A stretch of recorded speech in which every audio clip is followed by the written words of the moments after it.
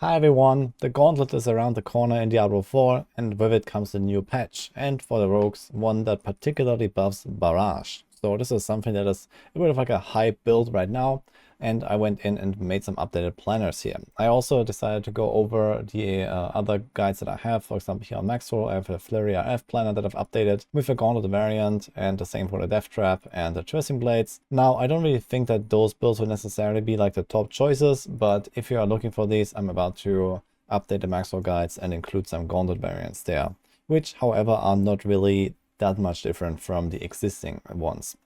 But something that is pretty interesting here is Barrage in this patch. So in case you have not seen that, there is a few new legendary powers. Those are the Vampiric powers from Season 2, or some of them are coming back. For the rogues in particular, one that is interesting here is Hectic, which I believe is going to go into pretty much every common point build in the future, or at least many of them.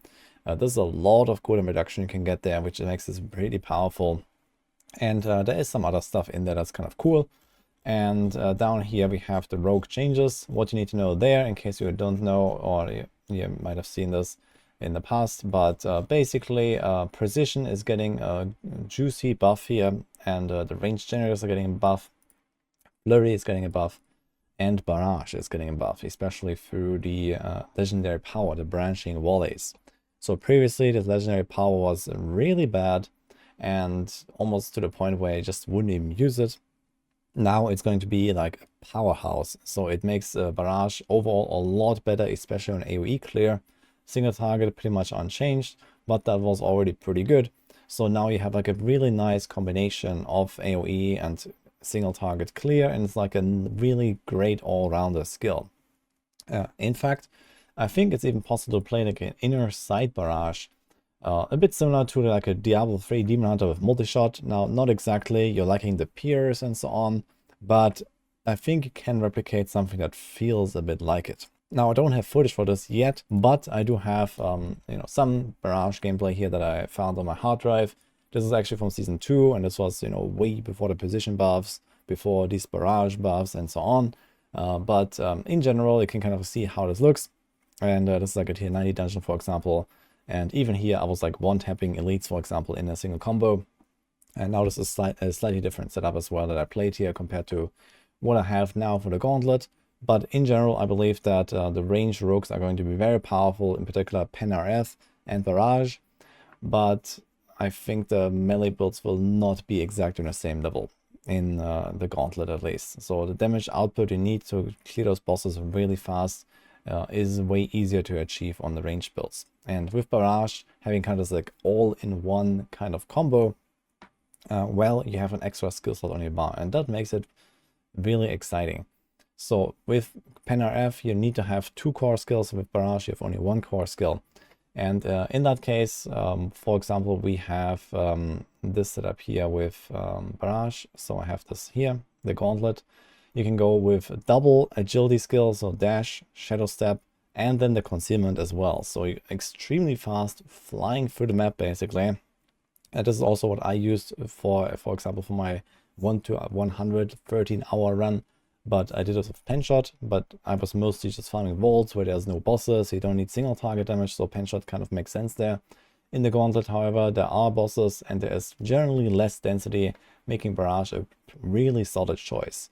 So this entire setup is very similar to this pen shot build I played, but with Barrage instead. So I have this link in the description.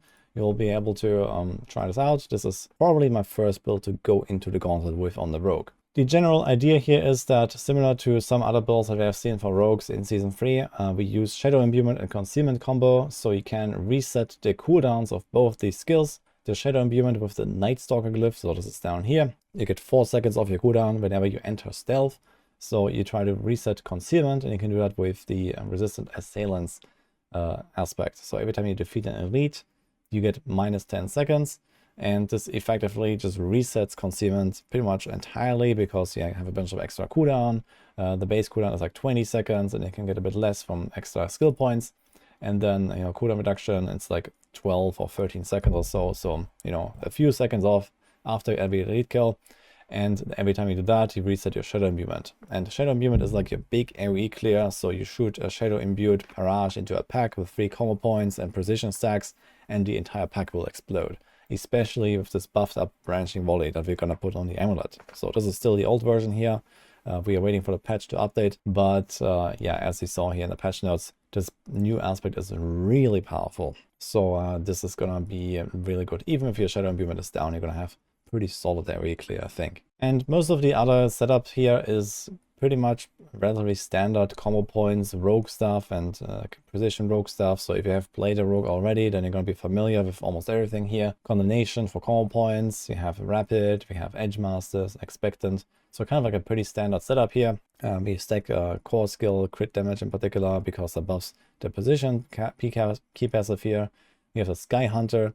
So now they're fixing the weapon mastery bug that was introduced in the season like a few weeks ago. That is fixed now, so you want to go back to using a bow. I put in Heartseeker as the generator, but you can still go Puncture. I think in particular with Barrage, Puncture is still a fine choice, but Barrage also makes enemies vulnerable once in a while.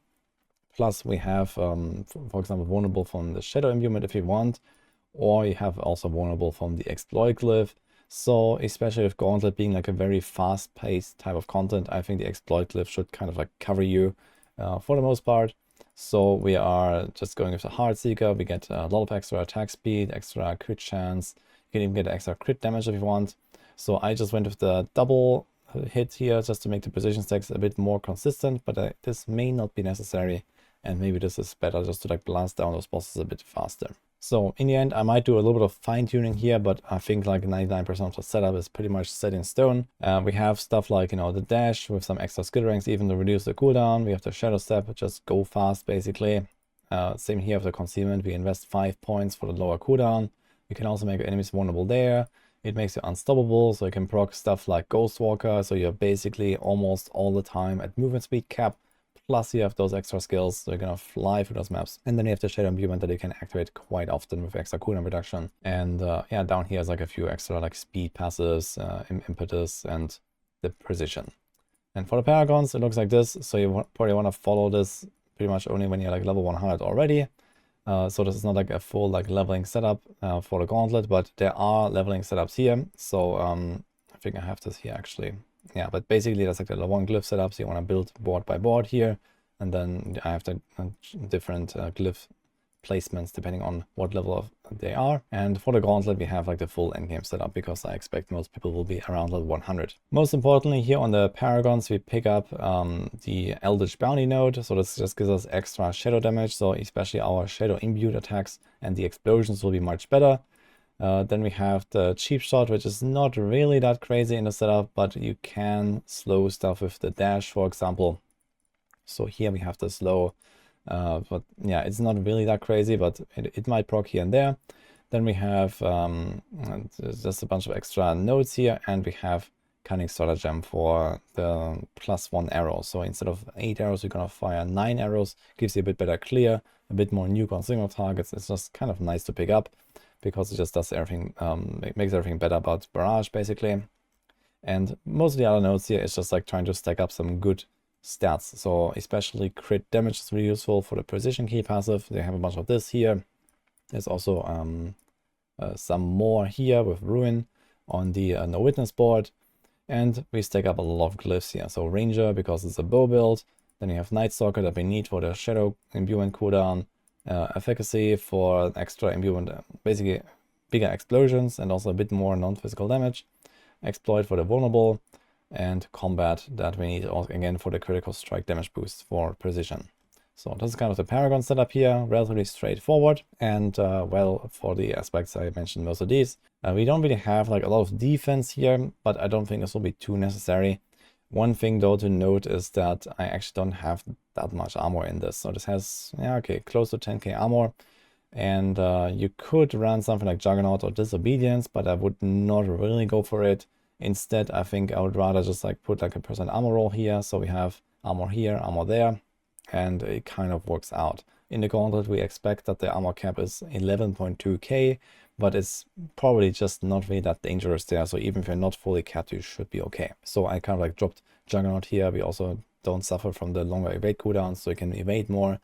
And we have space for both the resistant assailants And then we're going to put Hectic here. This is not on a planner right now. And then we have Tybalt's Will for extra damage. And the gameplay is going to be very straightforward. Just like most other combo point builds, you're going to do 1, 2, 3 with your generator, get your expectant stacks, get your combo points, get your precision stacks all at once. And then you shoot your barrage. And then whenever there's a big pack, you're going to use Shadow Imbuement. And otherwise use all of your agility skills to go faster. Concealment makes you faster. Dash and Shadow Step, you can just like cycle them all the time and just go really fast. So again, this is like some old footage here from season 2. It's definitely way stronger now than this, and you can see that this is still melting through those elite packs here very easily.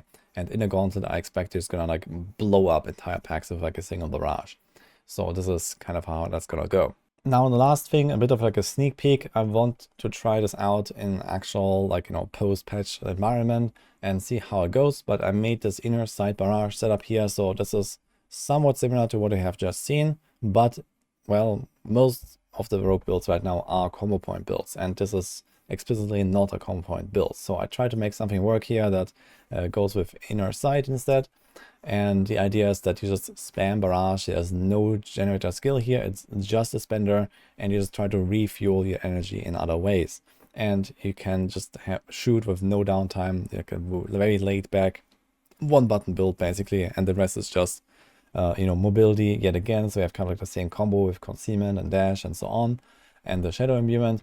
But you just spam barrage basically all day long. So this is not going to be like as powerful. The combo points on rogue are just so strong. There's so much synergy. So you do lose some value here. But if you're not planning to do like, you know, T100 dungeons or something, then you're perfectly fine with this build for like, you know, outdoor stuff, health heights, any kind of like lower tier scenarios, and maybe even for the Gauntlet, which is not really high end. This might be all right at least. So the Paragon setup changes a little bit. As you can see here, for example, Cunning Stratagem is not needed, so this doesn't really fit in here. But most of the stuff is kind of similar. As you can see, we have kind of similar boards. And here, for example, we have the Leirana's Instinct node. So this was actually buffed in, I think, the start of Season 3, where they added a bit of a damage component to this. I have never really used this, but I guess it might be the time now. So you can stack core skill damage to increase free attacks when inner side procs. And well, we can say quite a bit of core skill damage here. You see it's going to be like a 40% damage increase multiplicatively for free attacks whenever inner side procs, which I guess in most like really speed farming scenarios you can expect somewhere between like once every 10 to 20 seconds or so. So it's not really that terrible, especially on boss fights, for example. You will generally get one inner side proc, and then you also get this damage buff. You also get this dodge effect. So it's a kind of like a nice all-round combo. And I had a bunch of leftover points, so I just picked this up basically. And other than that, I mean, we have to change a few aspects here. So instead of like expectant and the condemnation, now we have elements. I have a synergy here, which is not really so powerful, but it does make the setup even more smooth because you get even shorter concealment cooldown. So even if you don't kill any elites, you can get a lower cooldown, for example. So that's pretty neat. And we have a lot of attack speed from accelerating, for example. And yeah, this is basically how that goes. But other than that, most of the setup is fairly similar. We have a fairly similar skill tree. And you can easily swap back to the combo point version by replacing one or two aspects, getting a condemnation, and then, you know, putting the points in Heartseeker, for example. And instead of Heartseeker, I actually picked up the Smoke Grenade. You can also do something like Cold Immune, but it will be a bit different to cycle the cold with the shadow all the time. And it doesn't have that much value without combo points. I was considering maybe something like Caltrops. This is maybe something if you are trying to kill bosses a bit more efficiently. But I think a good compromise for everything is Smoke Grenade. You just walk up to a pack, you throw a Smoke Grenade, everything is super safe, you could deal extra damage. You can reset the Smoke Grenade as well here. So it's kind of like a nice all-around combo, and it's going to make the setup fairly safe together with the 100% dodge from Leirana's Instinct from the Paragons. So again, I don't really recommend to go like all the way to tier 100 for a setup like this, but since you get the loot cap at around like tier 85 or so in Nightmare Dungeons or Nightmare Vaults, you can probably farm those tiers actually with a fairly good setup. And especially once they have Uber uniques, this actually really pops off because they have stuff like Starless Skies, which is really powerful for this build. It has all the stats you want. It has the crit damage for the position. It has a core skill damage even for the Leirana's Instinct thing. it has this insanely powerful proc that you're going to stack up very easily. So compared to the combo point builds, for example, it may be a bit of a struggle to actually stack up this ring here, but if you just spam Barrage, this is very easy to do. And of course, Shaco also really high value here with the resources, with the cooldown. You can kind of benefit from everything here. So this is just really nice. And lastly, the Sky Hunter here. So I think this is kind of like a given. It's kind of easy to farm. You just kill Varshan a few times, you're gonna get this. I think it also drops from Lord Zir if you have some mats, or you might just find it. It's not that uncommon. Sky Hunter is kind of like a big enabler for this whole setup. So I really recommend that if you're trying to do something like this inner side Barrage build, then you should at least have a Sky Hunter and maybe some energy cost reduction here, like on the Amulet, for example. So if you have that, then you should already be fine, especially with position only requiring 4 stacks now. You're going to get it every 3 shots basically. So every 3rd time you use Barrage, you're going to get precision proc, and the precision procs will give you energy back. If you have a good roll, you can get up to 40 energy, which is actually more than Barrage even costs baseline. And if you have a bunch of resource cost reduction, you can get, you know, almost 2 barrages basically for free. So you shoot 3 times and then you get 2 for free kind of. And yeah, not like 1.5 maybe or so. And then you have a bit of passive regeneration, for example, and you're gonna be fine. Maybe if you're really struggling with resources early on, you could also replace the synergy aspect here with something like Ravenous, just to get extra resources as you move. Maybe I'm actually gonna change this after I've tried it, and this is gonna make the setup even more smooth and to work totally fine until you get something like Starless Skies. And that also wraps up this video here. So the patch is going live very soon. You can watch me try it out live. I'm gonna be trying hard in a Gauntlet to maybe get a rank 1. Let's see how that will go. And of course, I'm gonna keep you guys updated in case something happens here with those Barrage builds, which I'm quite excited to try out. So I hope you enjoyed this. I wish you good luck in the new patch, in the Gauntlet, and I'll see you guys next time.